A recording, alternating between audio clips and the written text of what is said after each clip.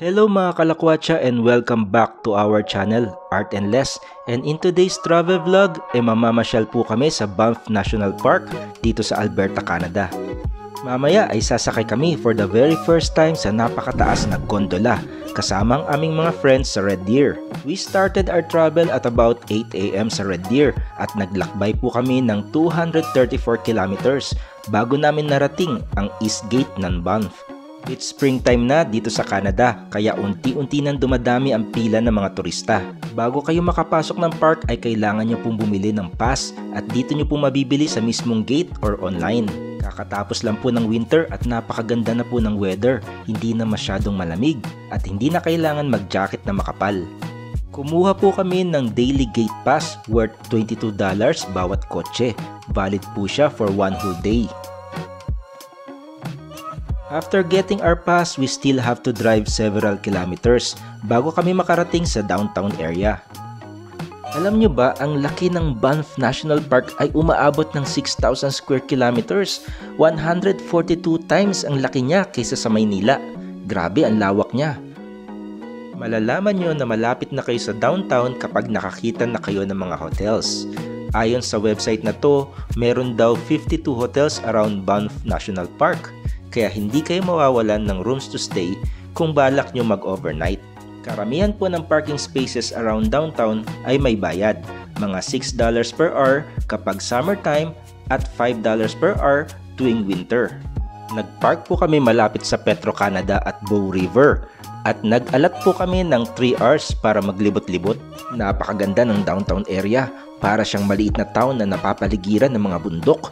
Maraming unique restaurants, museums, cafes, bars, and syempre mga shopping stores for clothes and souvenirs. Dumaan po kami sa Nancy Prow Bridge para makatawid ng Bow River. Napakaganda po ng view kaya sinamantala po namin para makapag-group picture. Yan po yung mga kasama namin, si Sunny, Christine, Arian at Jason. It's a triple date!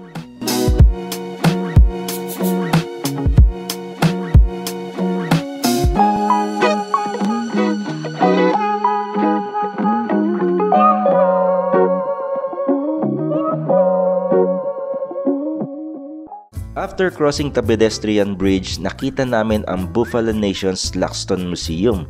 Tara, let's take a look inside. This is a museum and a shop for native arts and daily life. Sila ay dedicated in preserving the culture and heritage ng mga First Nations na naninirahan sa Canada Rockies.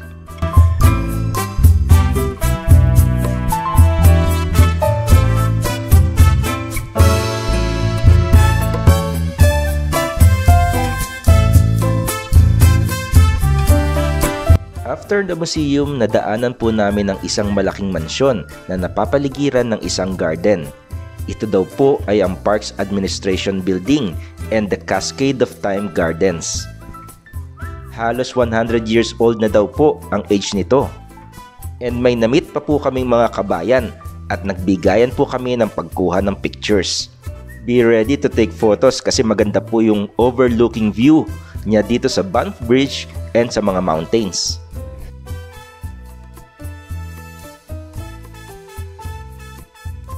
Tanghalian na at kalalakad namin ay nakaramdam na kami ng gutom. We searched for a restaurant na hindi pa namin nakakainan. Nakita namin ang Shoku Izakaya Restaurant located at 201 Banff Avenue. They serve authentic Japanese food pero nagsiserve din sila ng ibang Asian food kagaya ng bibimbap na famous sa Korea. Yikes! Nandito na kami sa Banff Gondola. Ito ang highlight ng aming travel at nasa top ng aming bucket list. Papanik kami dun sa summit ng Sulphur Mountain. Grabe, ang taas niya ay umaabot ng 7,486 feet. Honestly, takot ako sa heights. Pero kailangan kong gawin to para makita ang overview ng Banff. Bumili kami ng ticket online para maiwasan ang hassle ng pagpila. Sad news para sa mga pet lovers, bawal nga pala ang pet sa gondola.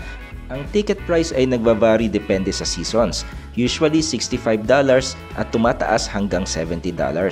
Yes, we are ready, excited na medyo kinakabahan. We got our tickets printed and ready to ride. May konti pa kaming oras kaya namili muna kami ng souvenirs. Tamang-tama, isa sa mga kinokolekta namin ay ang mga ref magnets. Bukod sa ref magnets ay marami pa silang merchandises kagaya ng clothes, accessories, mugs, books at marami pang iba. Ayan, dumadami na ang mga tao at malapit na kami sumakay. Let's go! Kaya natin to guys! Ang travel time nga pala ng gondola ay aabot ng 8 minutes at kaya magsakay ng hanggang 4 na katao. We decided na sumakay by couple para sweet syempre. Sila Christine at Sunny muna, followed by us, then sila Aryan at Jason.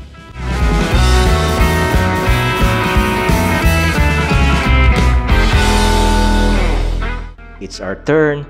Mukhang very stable and secure naman ang gondola. Mukhang nakakatakot lang siya kapag gumagalaw kapag humahangin. Bye-bye! See you all sa taas! The moment umandar na ang gondola ay para na kaming lumipad sa langit. Ayan, pa-smile-smile pa ako niyan pero medyo kinakabahan na. Tunaw na ang snow sa Alberta pero meron pa rin sa mga bundok. Marahil mas malamig ang klima dito. Pagdating nyo sa Summit Building, pwede kayo magstay hanggang gusto nyo. Wala pong time limit. Meron pong ilang floors with shops, restaurants, informative and interactive displays, at maraming viewing deck. Sa labas, meron namang boardwalk na papuntang Sanson's Peak. Grabe, nakikita ko lang ang ganitong view sa mga postcards at internet. Napakaganda niya, lalo na sa personal. 360-degree view ng buong Banff ang makikita nyo and highly recommended kapag ganitong katatapos pa lang ng winter para covered ng snow ang mga mountain tops. Sa patio, meron silang nilagay na igloo at naglagay din sila ng mga outdoor heaters para ma-enjoy ng mga turista ang tumambay dito tuwing winter. Sinamantala na namin ang pagkakataon na kumuha ng maraming photos. Syempre, bihira lang naman ang ganitong pagkakataon.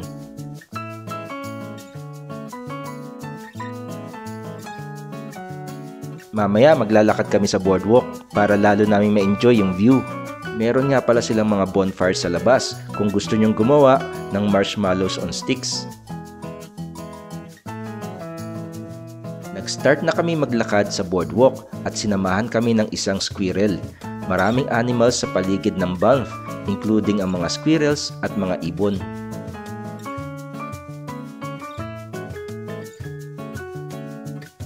Uy, nilalanggam ang dalawang to oh. Perfect location talaga ang Banff for couples at syempre para sa whole family. Ang Sanson's Peak Boardwalk o the Sulphur Mountain Boardwalk ay may haba na 1 kilometro with 367 steps. Madali lang siyang lakbayin. Ang dami nga namin nakikitang matatanda at kayang-kaya nila. Kapag narating nyo ang dulo ng boardwalk, talagang mapapawaw kayo sa ganda ng lugar. Kaya very worth it. We spent around 15 minutes sa taas and took some photos before we decided to get back sa Summit Building.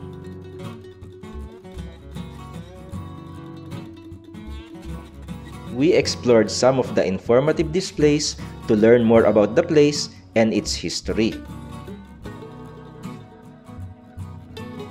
Then, nanood po kami ng isang video sa kanilang mini theater. Kasama na po ito sa inyong ticket at wala na kayong dapat bayaran.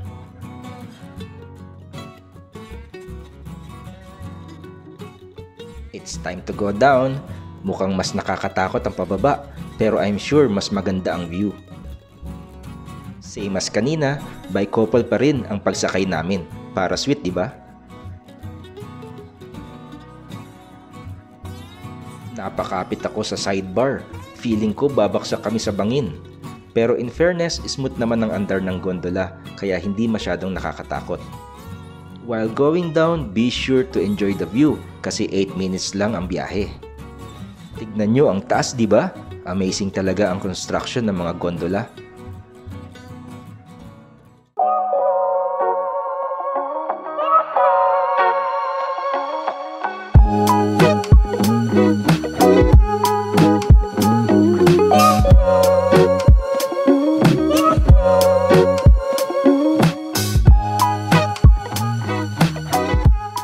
Tignan nyo, may mga hikers. Kung gusto nyo palang mag-hike, imbis na mag-gondola, ay aabot po ng 5.5 kilometers ang kailangan nyong lakbayin. Aabot po ng 2 to 2.5 hours. Malapit na namin marating ang dulo and we are very grateful na makapasyal sa ganito kagandang lugar. Salamat sa pagsama sa amin and sa susunod babalik po kami para bisitahin ang mga magagandang lakes kagaya ng Lake Louise at Lake Moraine. Before we go, ipakita po namin ang ilan sa aming mga memorable photos.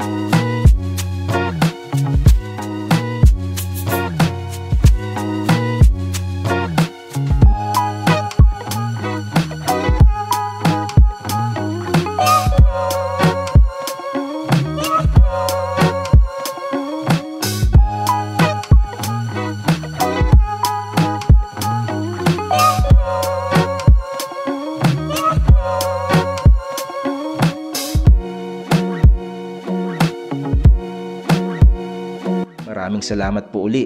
Please support our channel by liking this video, leave your comments below, and subscribe to see more videos like this. See you on the next video. Goodbye and God bless.